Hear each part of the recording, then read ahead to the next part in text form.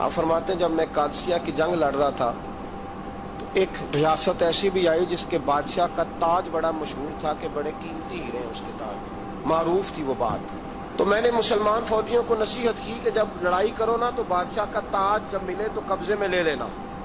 مال غنیمت میں شامل ہو جائے گا تو مسلمانوں کو فائدہ ہوگا، غریبوں کی مدد ہوگی، اسلامی فلاحی ریاست کے اندر بڑا فائدہ دے گا۔ فرماتے ہیں جہاد ہو رہا تھا تو علاقہ ریتلا تھا، غبار زیادہ تھی، ریت زیادہ تھی۔ آپ فرماتے ہیں لڑتے لڑتے شام ہو گئی، شام کے وقت بادشاہ قتل ہوا، بادشاہ کا سر تو ملا پر اس کا تاج کوئی نہ ملا۔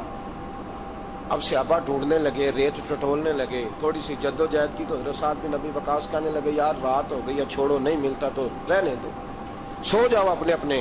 خیموں میں جا کے، اللہ نے فتح دے دیا، یہی ہمارے لیے بہت کافی ہے، چھوڑو، شہادت ہے مطلوب مقصود مومن، نہ مال غنیمت نہ کشور کشائی۔ وہ تو کہا تھا چلو مل جائے تو ٹھیک ہے، نہیں ملتا تو رہنے دو، چھوڑ دیا۔ کہتے سب لوگ اپنے اپنے خیموں میں چلے گئے، سپاہ سالار سعد بن ابی وقاص رضی اللہ عنہ فرماتے میں بھی اپنے خیمے میں، ابھی میں بیٹھا تھا، کمر جو تھی وہ میں نے لگائی تھی، زمین کے ساتھ لیٹا ہی تھا کہ میرے خیمے کے باہر کسی مجاہد نے آ کے صدا دی، حضور اجازت ہو تو اندر آ جاؤں؟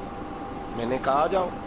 تو کہتے ہیں ایک شخص آیا، اس نے چادر کے اندر اپنا چہرہ چھپایا ہوا ہے، پھٹے پرانے پوسیدہ سے کپڑے، ٹوٹے ہوئے جوتے، رسیوں سے باندھے ہوئے، آ کے کھڑا ہوا اور چادر کے نیچے سے اس نے وہ تاج نکالا، اس کی چمک دمک ہیروں کی اتنی زیادہ کہ پورے خیمے میں روشنی پھیل گئی، اور میرے پاس تاج رکھ کے کہنے لگا حضور میں گزر رہا تھا تو میرے گھوڑے کے پیر سے کچھ چیز ٹکرائی ہے، میں نے کھودی ہے تو تاج نکل آیا ہے، رکھ لیں۔ اور فرماتے رات کے اندھیرے میں اکیلے اسے ملا، دیکھنے والا بھی کوئی نہیں تھا، اور بندے کی حیثیت بتاتی ہے کہ غریب ہے۔ پھر بھی میں نے پوچھا، میں نے کہا تم تو مجھے بڑے غریب آدمی لگتے ہو، تمہیں تو بڑی ضرورت تھی،